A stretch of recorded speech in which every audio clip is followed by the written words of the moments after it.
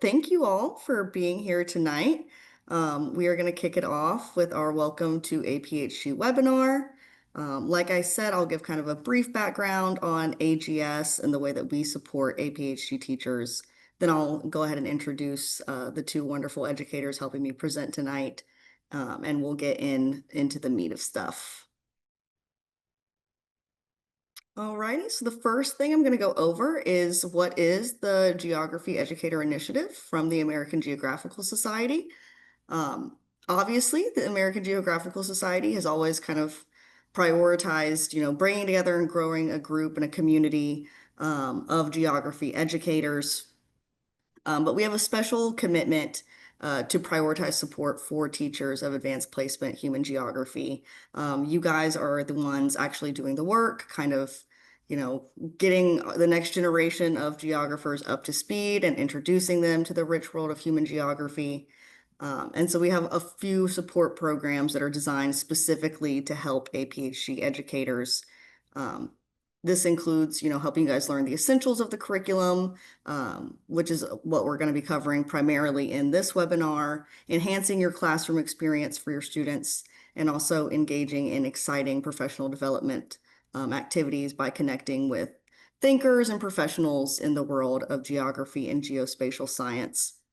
And down here, I have a QR code to the Geography Educator Initiative page of our website for anyone that may be curious about what's up there. As a reminder, at the end of this presentation, I'll be sharing, all the slides and resources with you. So if you miss a QR code, you miss the name of something or a link, you don't have to worry about it. It will be provided to you at the conclusion of this webinar this evening. Alrighty, and who do we have helping us present today?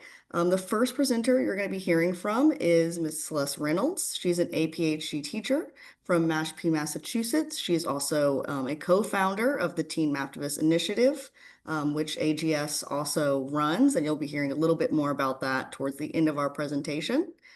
Secondly, we're going to be hearing from Annalisa Dahlgren, who is an APHG teacher from Sun Prarie, Wisconsin.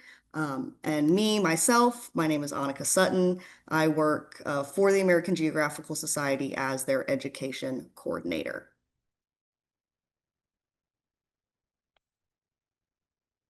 Alrighty, and an overview of what we're going to be going through tonight. Tonight, we're going to start off hearing from Celeste about, an overview of the APHG curriculum. She's going to go into detail about the different units, but more importantly, how to draw connections between those units, both for you and your students to kind of retain that information a little bit better. Then Annalisa is going to follow up with her tips for, setting your students up for success through this semester and in the future. And then I will come in at the end with some additional resources for educators, whether that be grant and fellowship opportunities or resources that are either provided through the American Geographical Society itself or through any of the organizations that we partner with, such as Esri, National Geographic, et cetera, et cetera. All righty, with that being said, with my brief little introduction concluding, I will go ahead and hand it off to Celeste Reynolds, and she will give her overview of the APHG curriculum. Here you go, Celeste. Thank you, Annika. So I know some of you probably have been teaching. I know I've recognized some few names that have been teaching probably just as long as I have. But for the new teachers, I was really trying to think of things to, if I was a new teacher, kind of some helpful tips that I would appreciate. And I think that many teachers, AP Human Geography teachers, are usually history teachers, and we are thrown into teaching AP Human Geography, and kind of that, shifting that perspective of thinking spatially, and kind of, realizing that when you're teaching history, you're teaching in chronological order and you're really focused more on time. And then as a geography teacher, helping your students kind of, yes, you're going to learn history, but we're going to think about why of where, right? Thinking about the space, the spatial aspect before, and yes, you're going to learn the history of that space, but we're going to think about the where first. And I think that that's really important to think about that. Go ahead, next.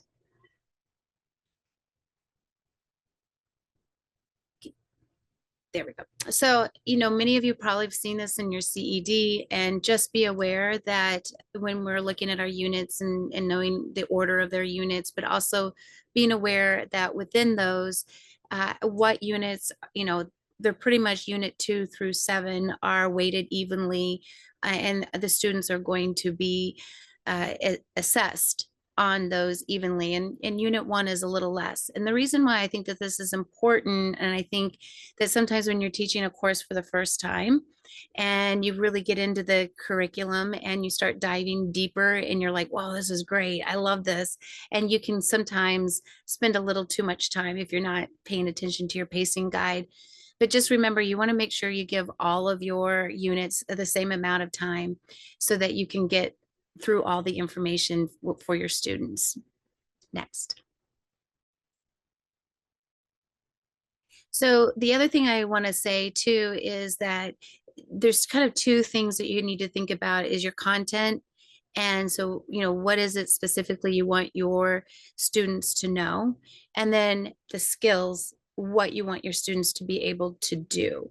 And this is going to go hand in hand. And I think that when I first started teaching this, this wasn't really at the time, and this was a long time ago, it wasn't really kind of articulated this way. And I find that it's really important when you're thinking of lesson plans or activities that you might be implementing in your classroom, that really you say, okay, which topic is this covering and what skill am I helping my student develop while they're learning this content? Next, please. And so that's what is so beautiful when you look at your CED and you see kind of all of, I love this. I have the big poster hanging up in my room. I actually have a little marker that shows the students kind of like what we're covering. And I reiterate, like, not only are we learning this today, but you're also working on developing these skills today, and kind of giving them kind of a heads up of kind of what they're what's the expectation.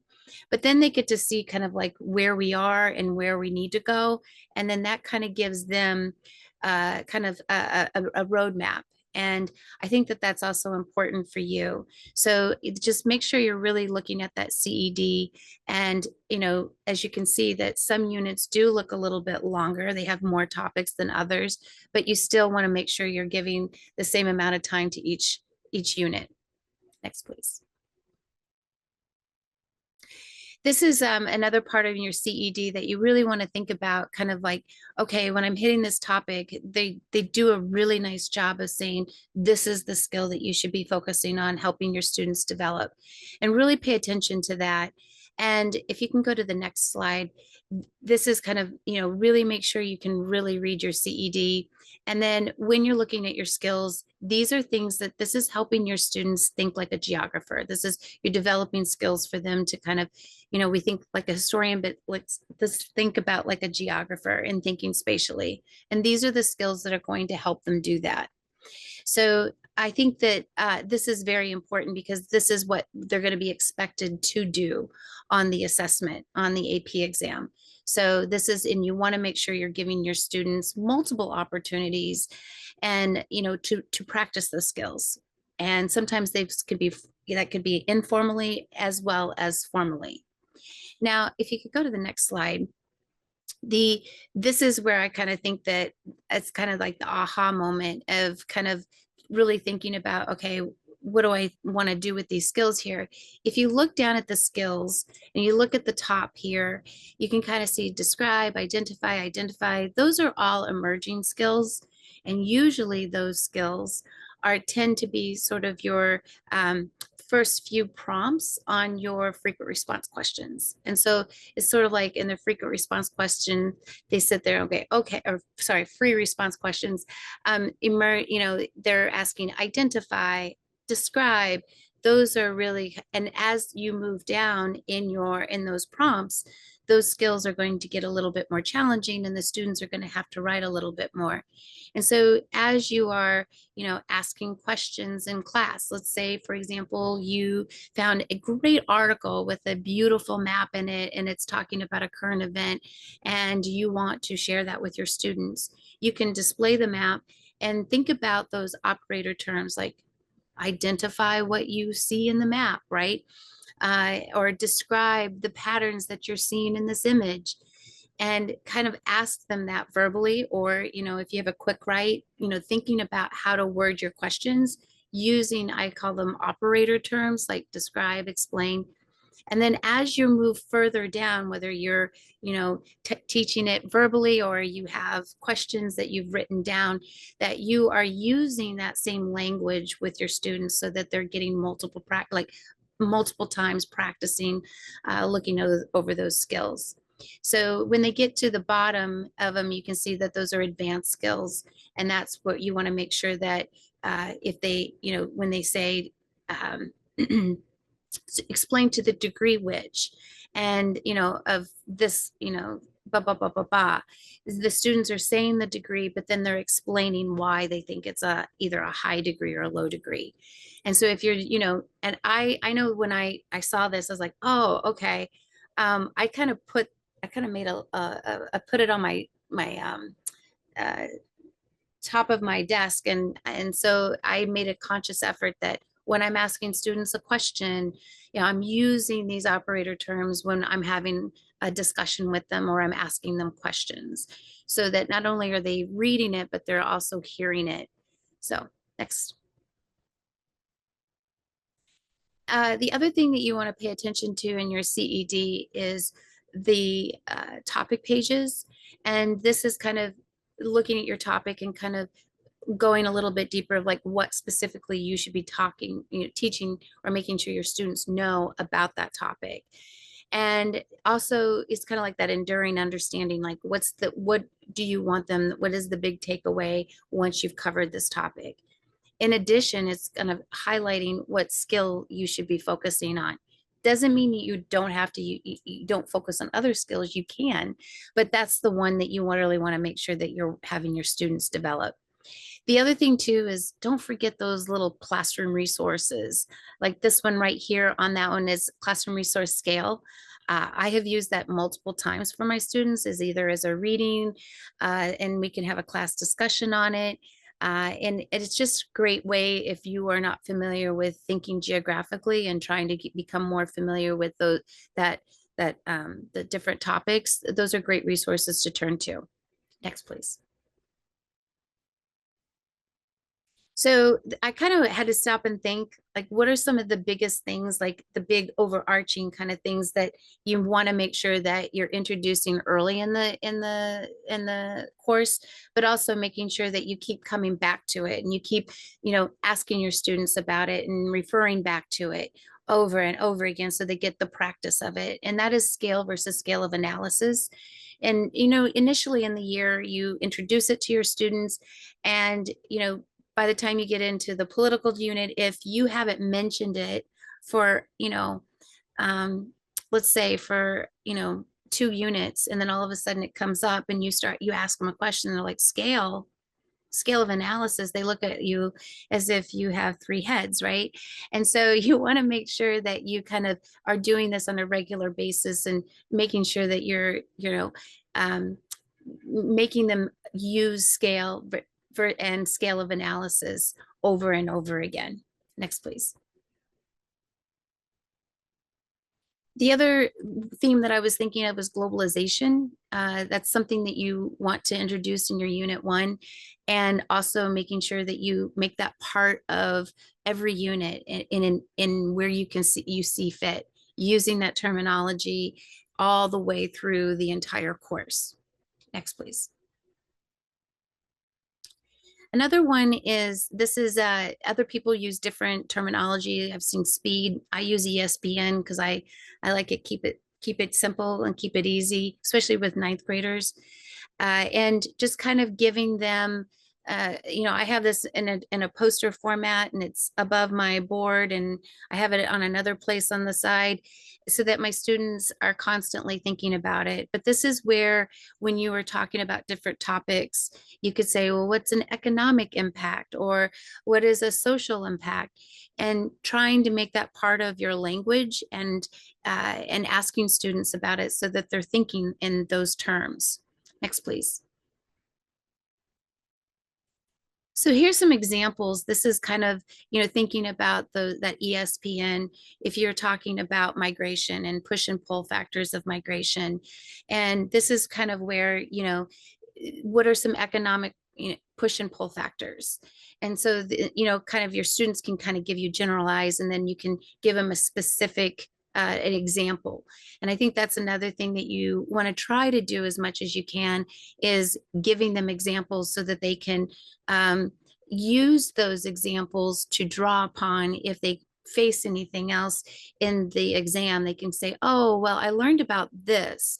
And so they know enough about the topic, and they've learned about an example and in a country or someplace, and then they can pull from that example to find the correct answer. Next, please. As this is just an example of social push and pull factors. Once again, you can keep going through the next couple here. I just wanted to show you some examples of how that's really important to making sure that, here we're talking about migration. You can go to the next one, and providing them like opportunities to kind of think about the ESPN.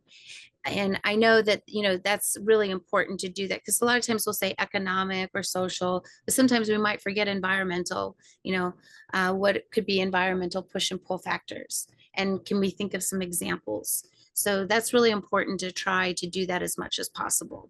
Next, please.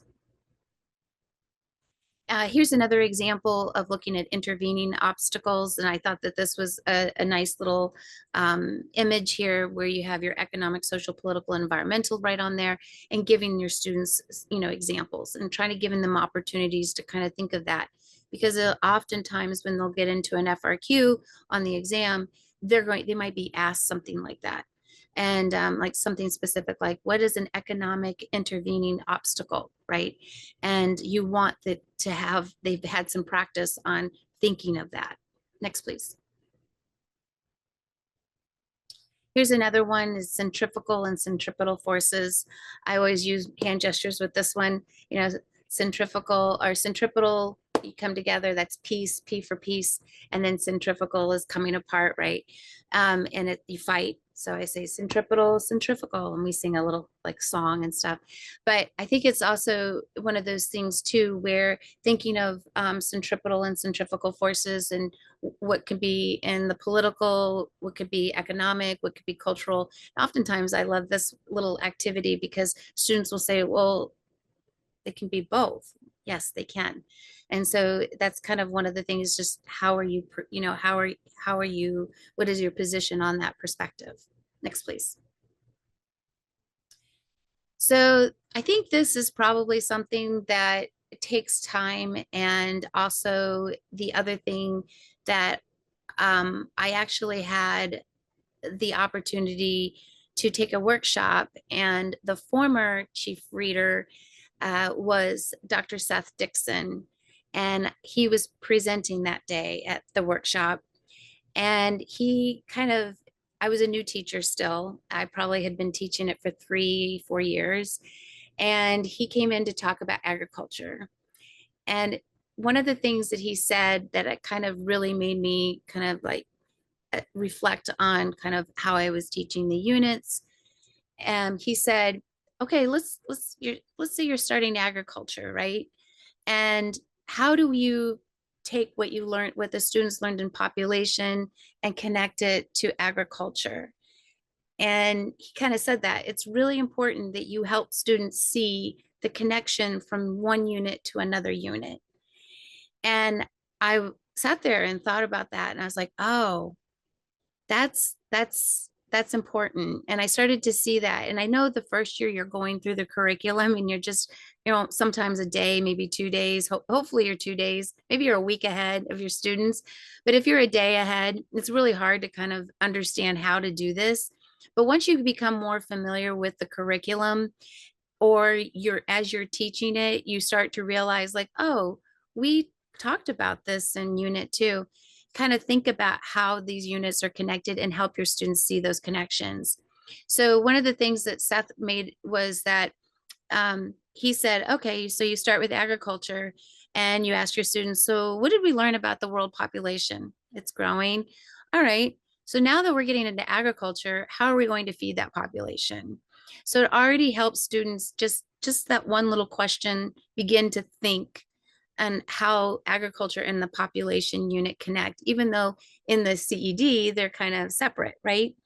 But kind of look at your different topics and kind of think about how can you frame those different units and how can you pull in the different units while you're connecting them. And that's kind of, I kind of made this up and try to kind of think about that, but constantly doing that all of the time.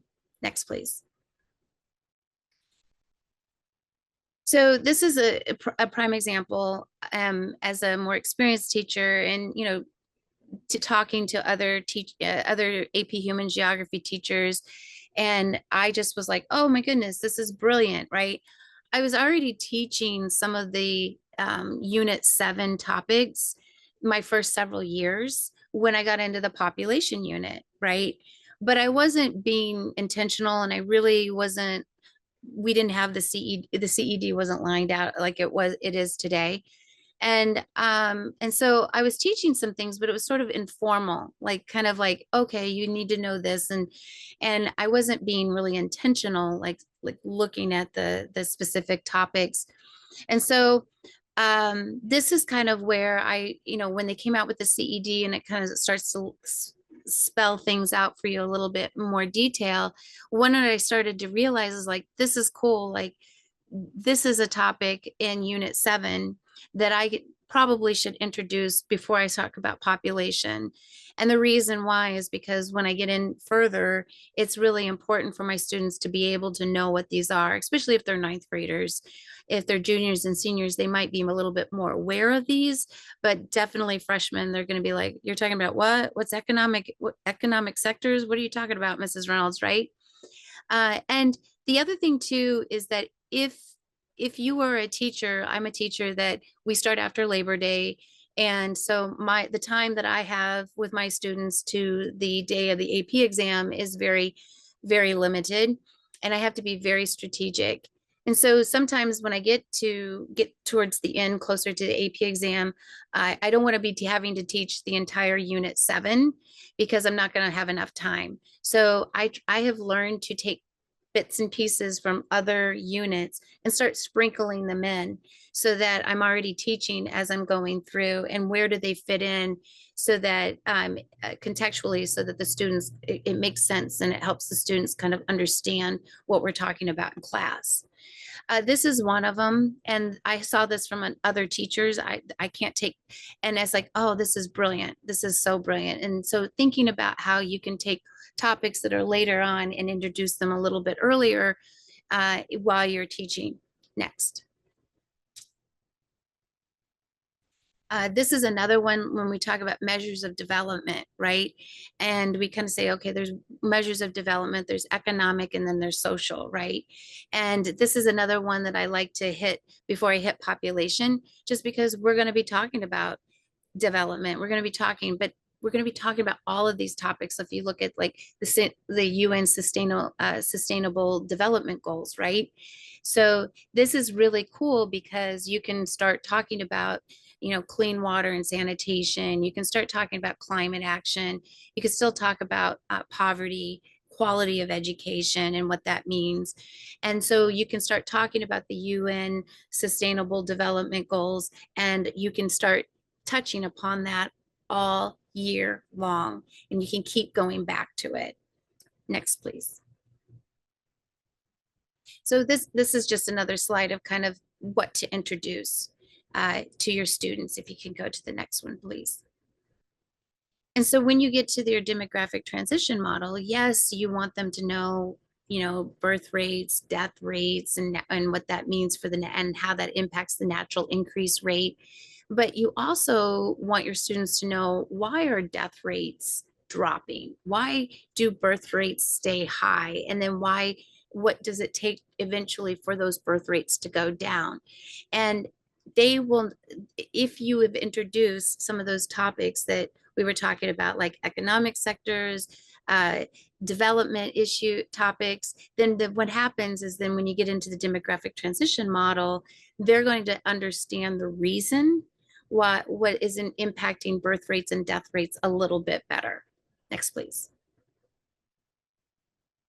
And so this leads us to, this was a last year's, uh, one of the questions, I believe it was question number 2. And when you look at your FRQs, you can start to see this is a good thing to do is look like, oh, I see a population pyramid, it must be unit 2, right? Well, not necessarily. It's probably, yes, going to be like based off of, most of it's going to be based off of unit 2 because it's a population pyramid. So you can go through each of the prompts and you can see, well, oh, it's good. This is where I would find, where I taught this to my students, and this is the skill it's asking them to do. And then you can go down. But if you start looking at C's kind of coming more from the urban unit. And then you get to D, and then it's population, but it's also development unit. And then you get to E, and then it's like, oh, wait a minute, that could be population, political, as well as development.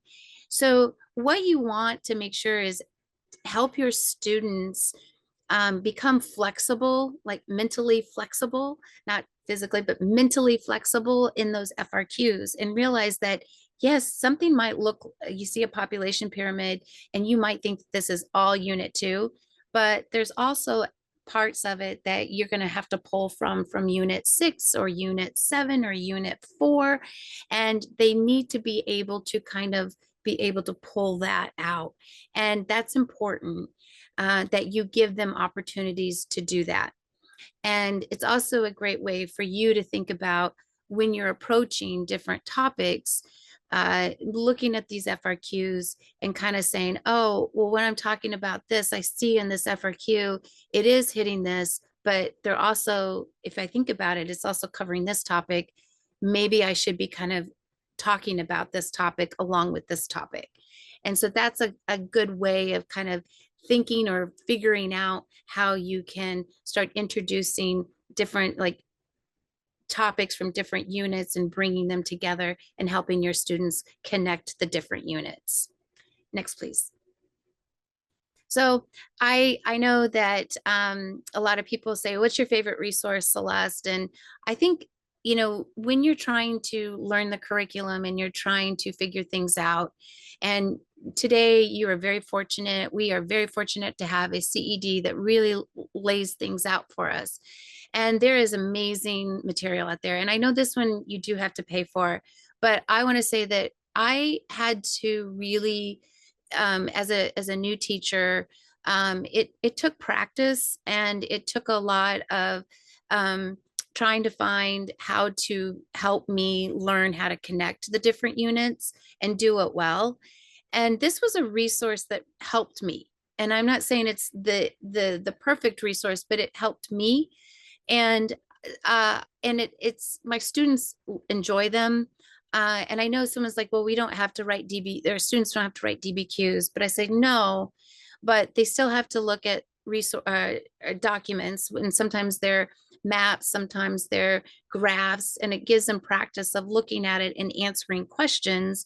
The next thing is then it also, I kind of say, I make them write their essay in more of like an FRQ. So I've kind of changed them into an FRQ format. And so that they're writing as if they're writing for an AP exam. So they're getting practice. But then it also gives them a case study. And like, for example, the first one I use is the Brazil one, and it's how wealthy is Brazil, and it's having them practice scale of analysis. And so just the other day, I did this one, and I always go over the first one, and then after that, the rest are homework. But I was talking about the informal settlements, and that's in the urban unit, right? And it's also in unit 7 too. And so I was talking about informal settlements, and we're already in unit 1. So it's like learning how to bring those in, and so that they can begin to be introduced to those topics. So, by the time I get to the end of the year, I'm only having to spend maybe 3 days on unit 7, because I've been teaching most of unit 7 throughout the entire year. So you can go to the next slide. That's all I have to provide. I just was trying to kind of keep it short and sweet, but kind of give you, if you're a new teacher, thinking about how you can connect those units. I think that that's probably really important, that something that you try to strive toward. And I know if it's your first year, you're going to be like, this is impossible.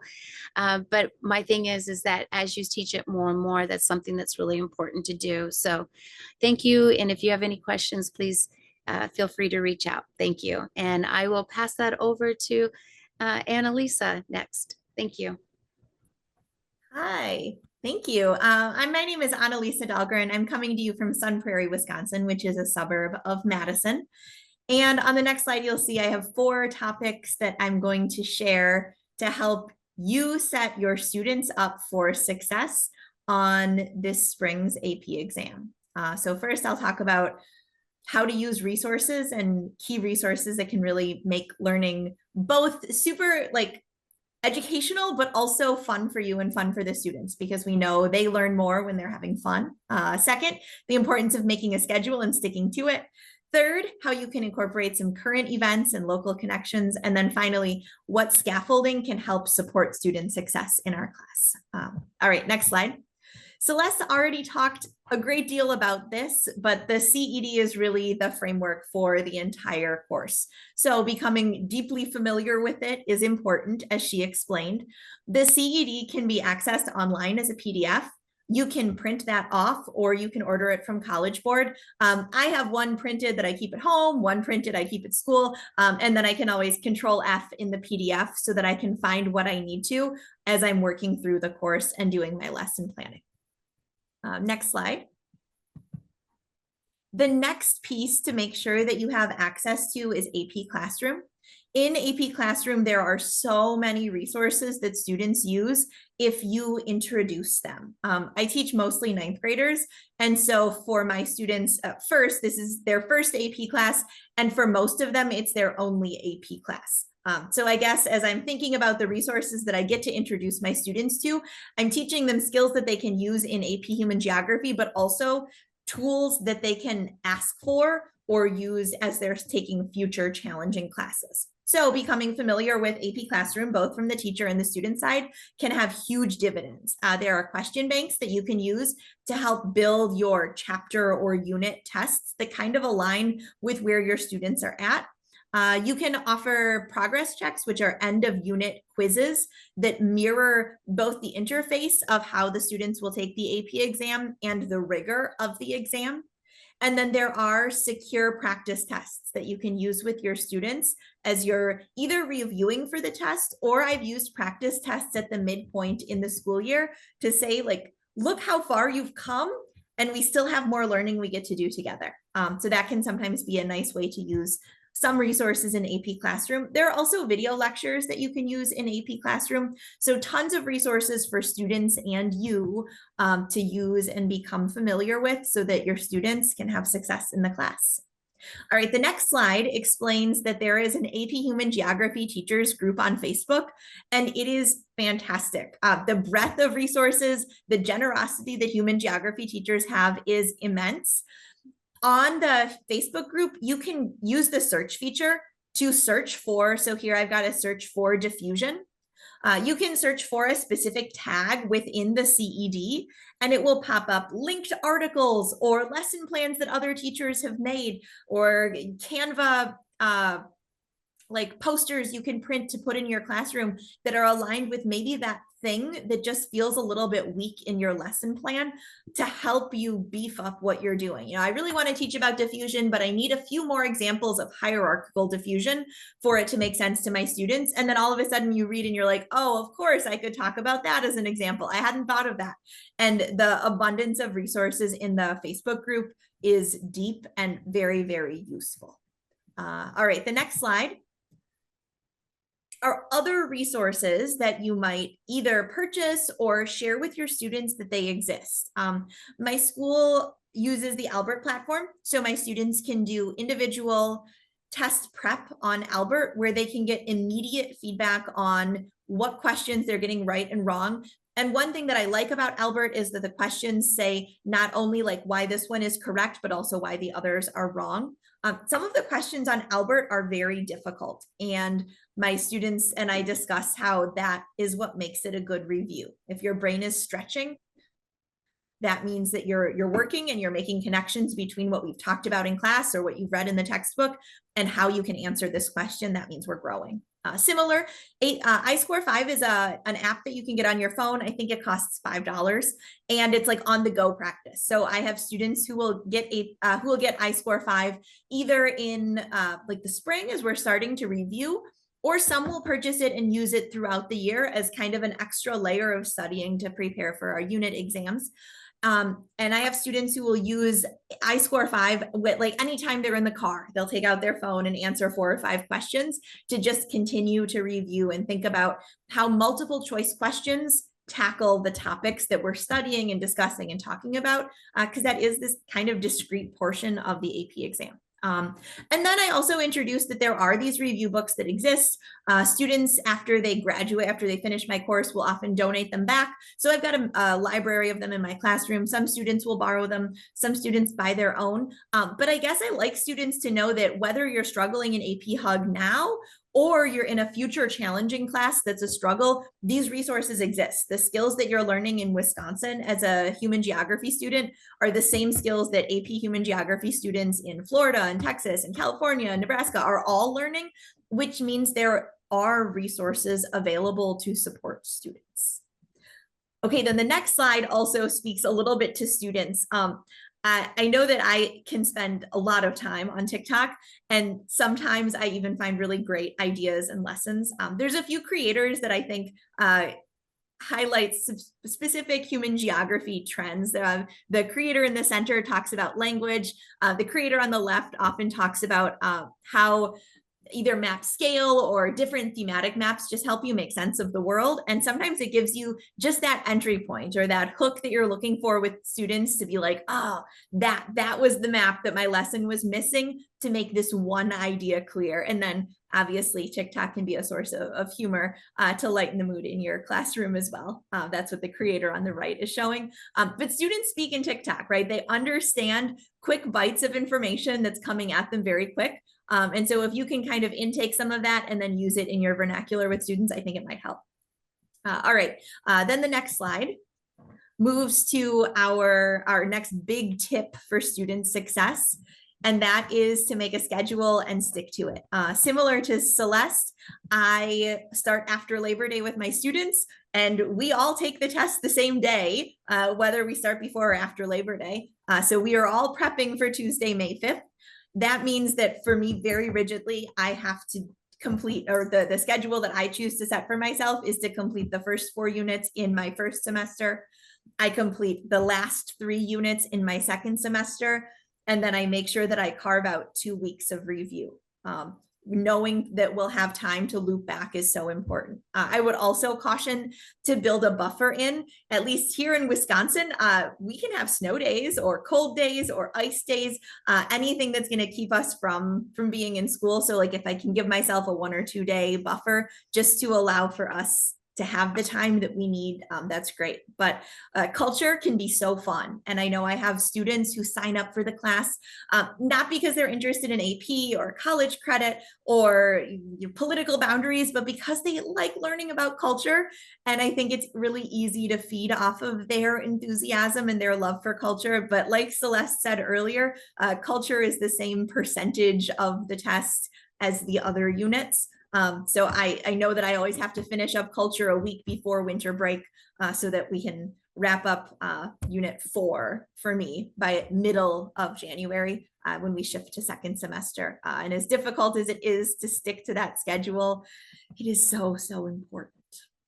All right, the next slide explains how important it is to find current events and current connections to make learning real for students. A real blessing of our class is that we are seeing examples of this all the time. We are seeing examples in the news and we're seeing examples in current events. Just last week, we were learning about map projections. And so I introduced the idea of the African Union pushing for a Peters projection instead of a Mercator map. And we explained like why that matters, why this was important. And that just happened this summer. So I was sharing these screenshots of different news articles. I mean, if your students like mine are saying 6-7 all the time, you can justify that when you talk about diffusion. And those examples become really real when they speak teenage and they are modern, relevant examples. So the more we can bring in a map showing what's happening in the world now, recent election results really help students make sense of these topics in the CED. And then something else I do on the next slide is try and find as many ways as I can to make learning local for my students. So right now, as we're just getting our feet wet with our human geography learning, my students are completing an assignment where they'll travel around our community or the neighborhood community where they live, and they'll take some selfies of them at different places that match specific geographical things, just to encourage them to really keep looking for geography everywhere that we are. My school recently my school district went through a reconfiguration of our grades. We built a second high school, which resulted in a lot of really interesting conversations about boundaries and how boundaries get placed and what that means when boundaries are formal lines drawn within a community, how it can be a centrifugal force or a centripetal force, but making those boundary connections local and real for my students helped them understand some ideas in Unit 4 a lot more clearly. And I love to bring in guest speakers. So I've used guest speakers who have joined by Zoom from far away, but also I've reached out to local guest speakers. So we had a guest speaker from a local mosque come in and talk with us about Islam, which was a really great experience for my students who are not predominantly Muslim to learn about how we see religion in our community. And so examples of zooming in or bringing in person farmers to talk about Unit 5. I've also brought in the city planner from our city to talk about like goals and opportunities and challenges of the community where we live. So then all of a sudden, when he's talking about new urbanism in this new new subdivision, my students, you can see the light bulbs going off because they've driven through it.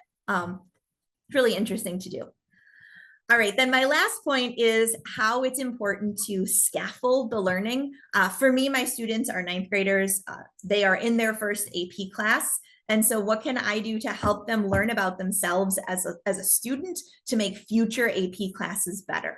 One thing that I do is I rely on the SQ3R, which is a structured reading guide and a structured protocol as we are working through the textbook. I explained to them that, when you get to AP psychology, you'll even encounter this term SQ3R as a proven way of learning. So what we're doing is practicing all of these skills that we know work for you to learn as much as you can as efficiently as possible. So the idea is you survey the text, you ask some questions about what you're going to be learning, you read it, you recite, like you review what you've written, and then it makes meaning for you. So that's a strategy that I rely on as my students tackle what's really, for many of them, the first textbook they've ever encountered, the first textbook they've ever brought home and had to like dig into with the sophistication of a college student. Okay, next. I also offer students some options to scaffold their learning and find a way that works for them. We know that sometimes students are finding that their first AP class or AP Human Geography is the first time that they struggle or the first time that they need to study before an exam, right? Maybe their Unit 1 exam is the first time they've ever seen a score of a C. So what can we do to make sure that you're learning study strategies and study skills? I offer an option that they could watch video notes, so something like Mr. Sin, or the video notes that the video lectures that are in AP Classroom are options for them. But if there's something that's murky for you, if it didn't make sense when we learned it in class, watch this 6-minute video, and maybe hearing it from a different expert teacher is going to help make that clear. But helping students know that these resources exist. Students can also have the option of making a 1-pager about what they learned in that chapter, which then requires that they go back and reread and review their notes, because we know that the more context students have with what they're learning, the more they force themselves to go back and review, the more likely that content is to slip into their brains. And then finally, my last slide just shows how I scaffold the process of learning to write FRQs. And I didn't invent this. I learned this from another human geography teacher, but we learned this very precise structure called WHEES.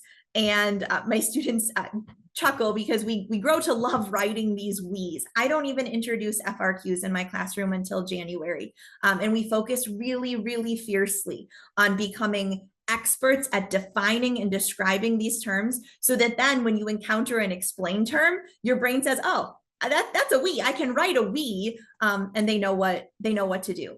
This strategy helps them write FRQs or short answers or long answers in other AP classes because it just becomes second nature. So right now it's September and my students are sweating when they write a we. But by December, they will be so confident in this skill that it really demystifies the FRQ for them.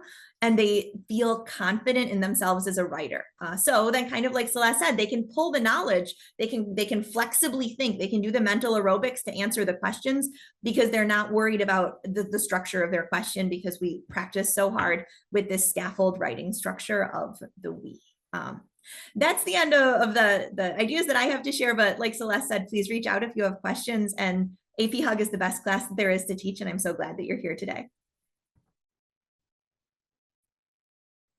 Alrighty, thank you so much, Celeste and Annalisa, for going over those two sections and kind of sharing your insight, your tips and tricks for not only teaching the APHG curriculum, but also setting your students up for success when it comes to learning it.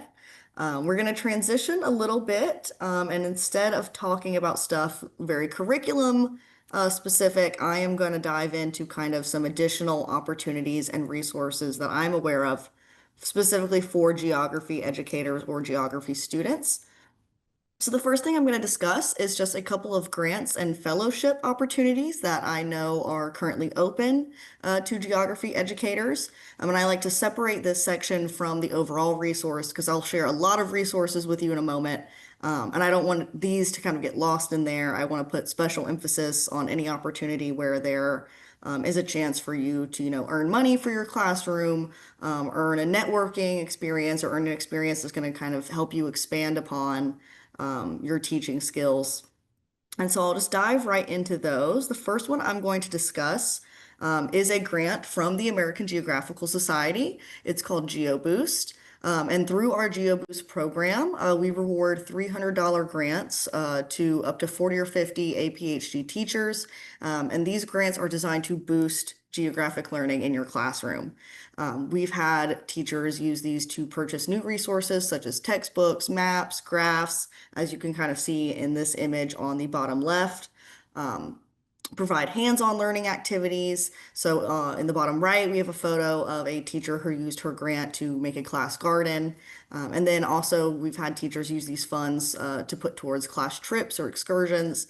If you know your APHG class, takes a trip every year and you would like to use these funds to kind of make the cost less on the students.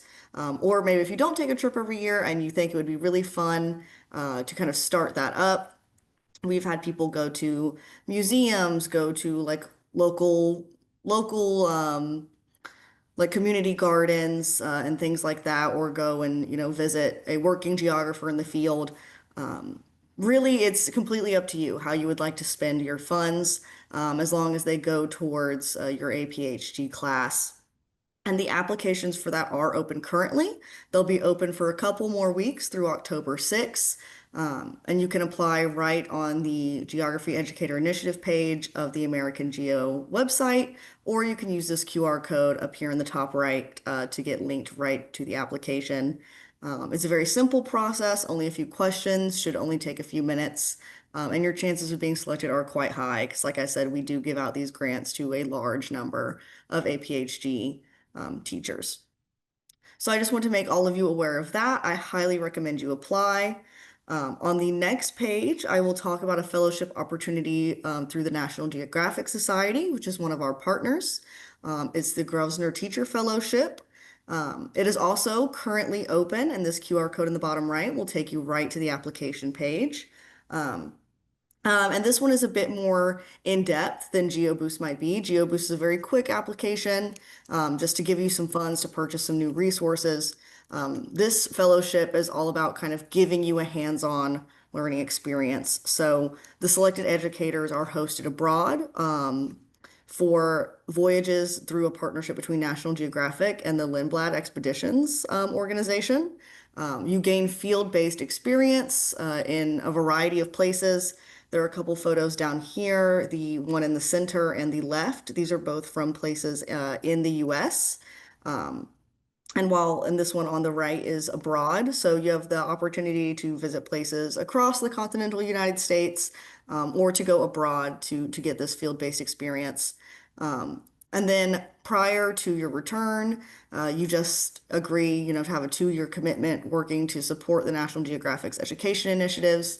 And this usually comes in the form of, helping them design resources, serving as a mentor to other educators who may be trying to apply or participate in the program, maybe conduct webinars, such as the one that we're all sitting in right now, either, as a co-host or creating some resources behind the scenes that will be used in those webinars.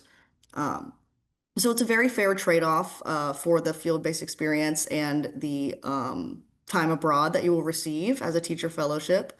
As a teacher fellow. And again, these applications are currently open. It doesn't cost anything to apply. The application process for this one is slightly more in-depth, but again, nothing too challenging or too demanding for you. And it is a really great experience to not only have, or a really great opportunity to not only have a once-in-a-lifetime experience, but also be able to use that experience to kind of better inform your teaching, get some additional information on a particular subject in the realm of geography, and then take that back to your classroom um, and let your students experience that as well. So those are the two grant or monetary opportunities that I really wanted to highlight for all of you. And don't worry, I will be sharing, like I said, I'll be sharing all these materials with you at the conclusion of the webinar. So if you missed those QR codes or if you'd like to go back and learn more, you'll certainly have the opportunity to do that. But now I'm going to jump into kind of the more lengthier part of my presentation, which is all of the resources that we provide for educators, not only through the American Geographical Society, but also through a multitude of the organizations that we partner with. So I'll start off with AGS. The first thing that I would like to talk about is our Daily Geo News Blast. Daily Geo it kind of gives you today's news, but with a geographical focus. That's what we like to say. It's a summary of the day's top headlines, and we specifically hone in on stories that are, relevant to the current day. They have a geographic element. Maybe they're being reported upon with some really nice geographic visuals, such as maps or graphs. And every single day during the week, we choose the top 3 headlines. We write, a very easily digestible summary of them. We include a few geographic visuals as supplemental resources to the news stories, and those are sent straight into your email inbox. So we have some APHG teachers in our network that kind of like to use Daily Geo, if their class time is in the morning. They like to use Daily Geo kind of as like an icebreaker for their class, or just kind of to show some examples of how geography presents itself kind of in the day-to-day, and in different cultures and in different events happening across the world. So like I said, it kind of summarizes the day's top headlines. We always have a daily trivia question that has to do with, some facet of geography, whether it be human geography, physical geography. We provide those trivia questions and the answers for you. And then we also have, you'll see in this image on the bottom left, we have a comprehensive map up on our Ubique blog, which I'll talk about in just a couple slides. But this map contains all of the news stories that we've ever reported on through the Daily Geo News Blast. So you can see here, typically they're concentrated in the US, but we have a variety all across the globe. And if you go onto our Ubique and search for this map, you can search for specific news stories based off, if you're looking for something in a specific country, you can search based off the country. If you're looking for a news story based off, a specific theme or topic, you can search by topic, and it'll search through all, 2,000 and some Daily Geo editions that we've created to bring those news stories directly to you to either, use as a supplemental resource when you're teaching, or just kind of as a fun thing that you can show your students for them to kind of dig a little further and get some additional information if they are interested in doing so. Kind of in the same vein, we have the AGS Globe.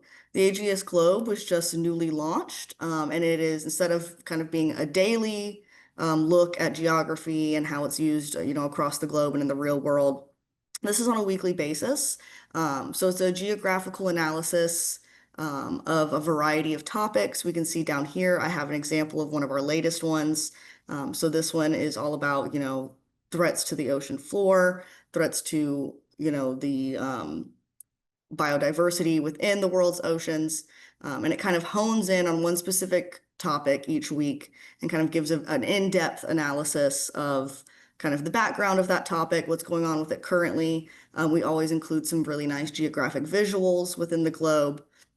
And what's interesting about this newsletter is that it is specifically designed for a general audience. So a lot of geographic organizations, AGS included, we sometimes have a habit of reporting on things, and we're writing it for, educators. We're writing it for working professionals in the world of geography and GIS. So we're using a lot of technical language. We're maybe getting into really niche topics, not something that a general audience would find very compelling or easy to understand. So we've designed the AGS Globe specifically to sit at about an 8th grade reading level, and kind of take, a more general topic that people might have heard of, they might know a little bit about it, and kind of give a deeper analysis about that. And so I think that the AGS Globe is specifically a really good resource for your APHG students because it's specifically targeted to kind of hit that age group from 9th to 12th grade, their interests, and make sure that they're easily comprehending the topics that we're discussing. And this is newly launched, so it comes out weekly. We have a few that are, sitting in the archive that we've bid out, but it's mainly brand new, and I highly encourage you to scan this QR code and sign up to receive it weekly if that is something that you are interested in. Alrighty, kind of two lesser known and supplementary materials. These are a little bit more niche. You might not find quite as much use in them for your classrooms, but I would like to bring your attention to them regardless. The Ubique, like I previously mentioned, that is the American Geographical Society's blog.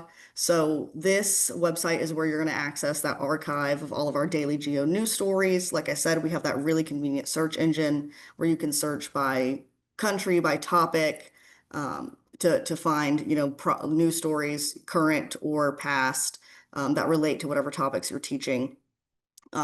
We also have a weekly map of the week feature, and we have an archive of all of our map of the weeks. So if you're looking for a really compelling geographic visual or map to really drive home a topic that you're teaching, I highly recommend checking out our map of the week archive to see what's in there. And then we also just have spotlight features on different companies that are, breaking new ground in the world of geography and GIS. Maybe they're studying and discovering information about a new geographical topic. They're working with a new GIS technology. But if you're interested in showing your students or just learning for yourself, kind of what's happening on the cusp of geography and GIS nowadays, the company spotlight feature is a great way to do that. And then if you're looking for something a little bit more academic, like I said, a lot of our resources, Daily Geo, the AGS Globe, they're specifically designed to be taken in by a general audience. So we try really hard, not to use a lot of technical language, go into too much detail, or cover really niche topics.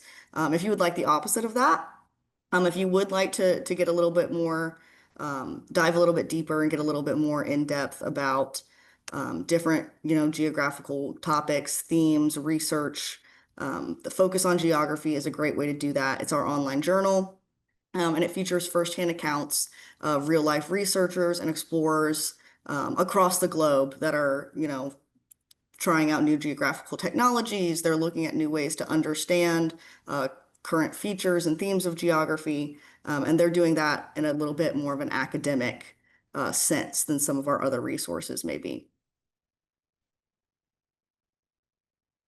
Alrighty, as Annalisa mentioned previously in her slides, social media is a great resource for us to use not only as educators, but also to get our students more engaged in the world of geography. And the American Geographical Society aims to be very active on social media, specifically for that reason. So every single weekday on social media, we have a different theme, and we highlight, a map or an interesting graph or an interesting topic that relates to that theme. So I have them all laid out here for you.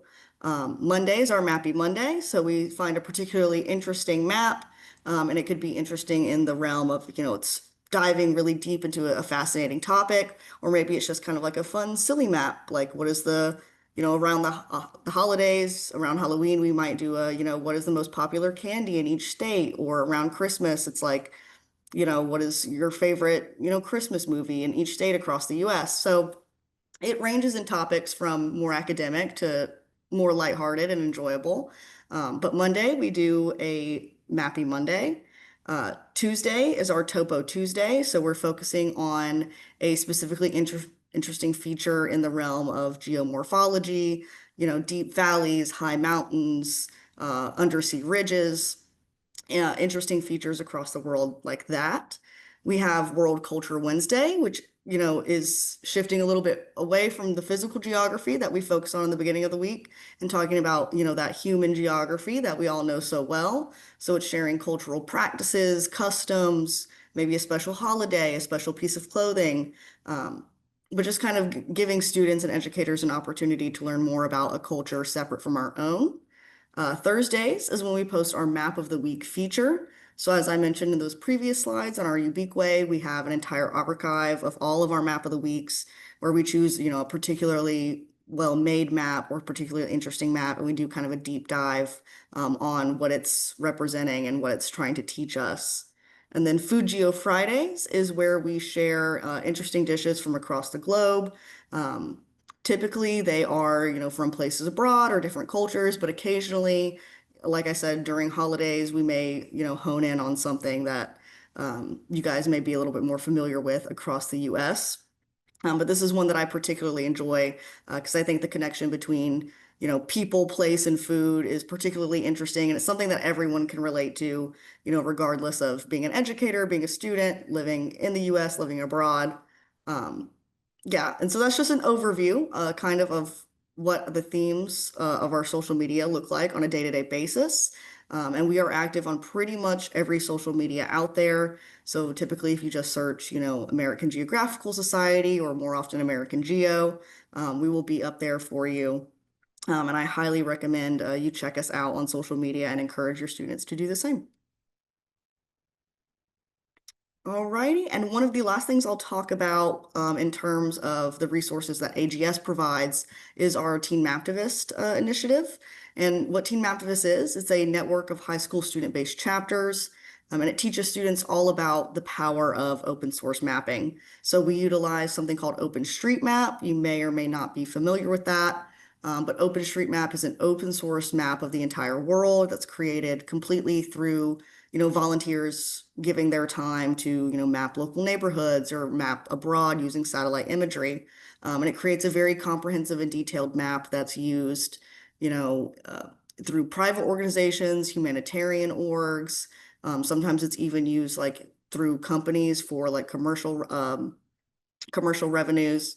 Um, so it's all about teaching students, instead of just being a consumer of geographic visuals like you are, throughout your APHG class, it kind of lets them sit on the other side of the aisle and become a creator of those maps and of those visuals. And it teaches them kind of the impact that you can have on both a local and a global scale, when you learn how to map and how to get into the world of GIS. So through participation, students, they gain those valuable GIS skills. They learn how to map in real time through experienced mappers from the AGS team. They can earn service learning hours for their time mapping because a lot of the mapping that we do is for, humanitarian causes.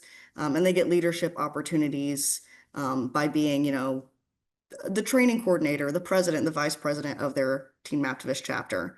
Um, And on the other side of that, advisors can gain professional development hours because they do go through a couple sessions of training with us to learn how to use the open mapping, um, the program that we use, and also how to run and grow their Teen Maptivist chapter. So they're able to earn professional development hours for their participation in those trainings, and they receive a stipend each semester to, offset any costs of running your chapter.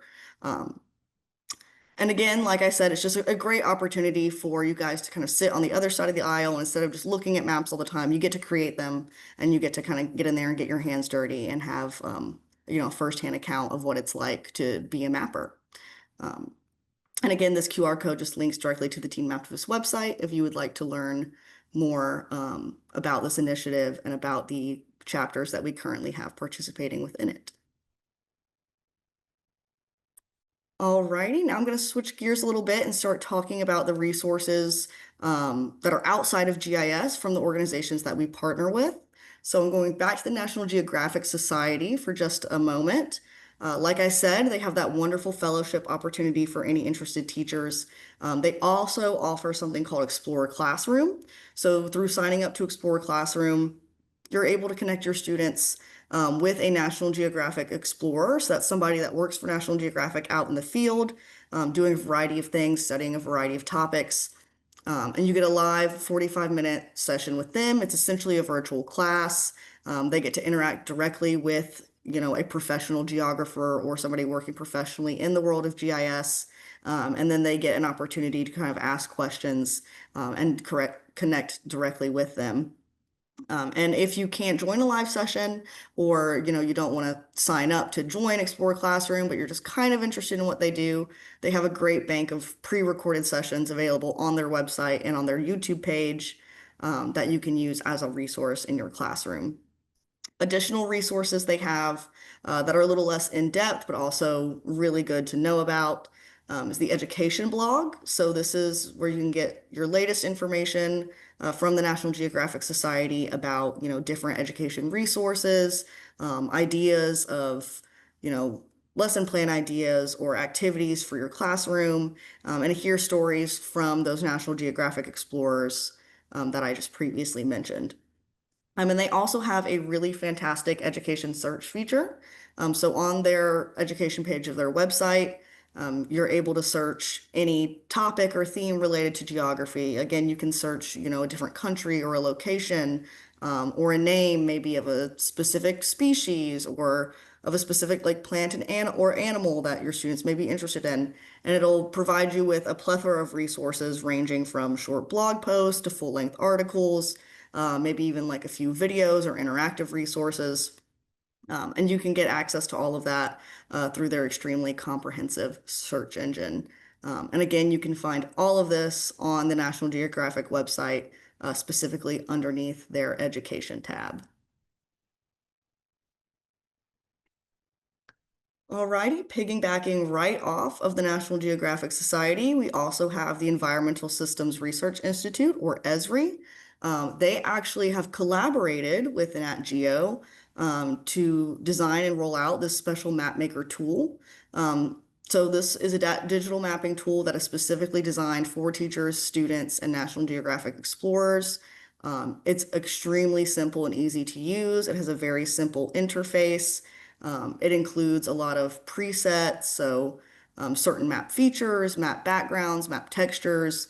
Say if you just wanted to pull up a map of, all the ocean currents, they have a preset for that, and you can just kind of draw upon it and build upon it. Or, maybe you want a map of the tree cover or a map of a specific species. They have a bunch of presets that they make available to you that you can kind of build off of. And again, a very simple and easy way to kind of introduce your students into map making, get on the other side, become a creator of maps and not just a consumer. And that can be found both on the Esri website or the National Geographic website. And it's a very fun tool to use, actually, and I highly recommend giving it a look if you have not already. Alrighty, from the National Council for Geographic Education.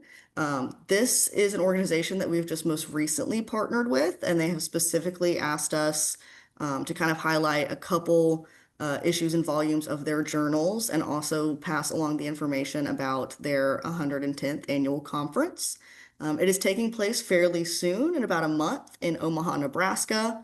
And not only do they kind of focus on a historic area and plan multiple field trips and excursions to kind of explore that city and its neighborhoods, but they also have plenty of opportunities for professional networking and informative sessions on teaching geography at all levels. So that is, kindergarten all the way through, bachelor's degree, um, providing informative sessions just like you would kind of anticipate any conference too. And then they've drawn special attention to this issue 3, volume 22 of the Geography Teacher. This is the first volume of this journal where they have a photojournal column completely dedicated to interesting visuals from the activities in the Peruvian Amazon. And it talks about the geo camp that they held there and the activities that they conducted. And then this volume right here, issue 4, volume 124 of the Journal of Geography. This has an article that has extremely relevant research about how teachers can kind of shape learning based around the topic of climate change education. And so it's relevant to any teachers that may be interested in introducing that topic into their classroom. I highly recommend this issue and this volume of that journal. And again, you can access all of those things right here in that QR code. Alrighty, and then one of the last resources I am going to discuss with you today is coming to us from Trimble. This is their SketchUp for Schools resource. So this is a free 3D modeling software that they've designed specifically for primary and secondary schools. It's completely browser-based, so you don't have to download anything. You don't have to learn how to use a whole new program. They specifically designed it to try to make it as simple to use as possible. And it's a very nice way to introduce students to 3D modeling and the applications of all subjects in 3D modeling. So we have here, this is just kind of, what you would see if you went to the SketchUp for Schools website. But last year, actually, they came to our annual AGS conference, Geography 2050. They did a whole session where they explained to APHG teachers how to use this program and what its applications could be in the classroom. And then we had quite a few APHG teachers go home, implement it into different lesson plans that they had, and then share it with us. So this example in the bottom right is just showing the design that an APHG teacher did. He did a project with his class where they had to design kind of a self-sustaining community. And this is one of the communities that they designed in SketchUp. And it looks quite nice. So you can see that it is a very, in-depth. You can make some really nice quality items with it. And it is very simple to use because he was able to, master it and then get his students to help participate just all within a few weeks. Alrighty, and those are all the resources that I have to share with you guys today. Again, like I said, all of the QR codes, the links to everything, the names of everything that we discussed in this presentation will be shared with you as soon as it completes. Again, if you have any additional questions, please feel free to reach out to me at my email, asutton@americangeo.org, and a recording of this webinar will be shared with all of our attendees as well. So you'll have the recording, you'll have access to all the resources we discussed in the slides, and you'll have access to my direct contact in case you guys have any additional questions. But yeah, I just want to thank everybody so much for being here. Another huge thank you to both Celeste and Annalisa for taking time out of their evening to help put these slides together and present on the APHG curriculum. And yeah, thank you guys so much. Celeste and Annalisa, if you have any concluding remarks you would like to say, feel free. But other than that, I hope everyone has a wonderful evening.